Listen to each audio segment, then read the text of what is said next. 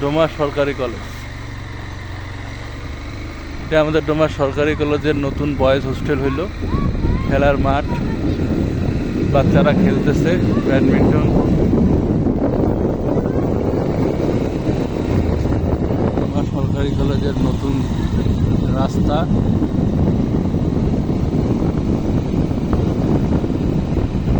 আর এই ভবনটি হচ্ছে প্রশাসনিক ভবন, ডোমা সরকারি কলেজের প্রশাসনিক ভবন।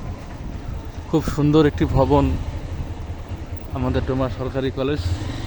একটি বাগান, খুব সুন্দর বাগান।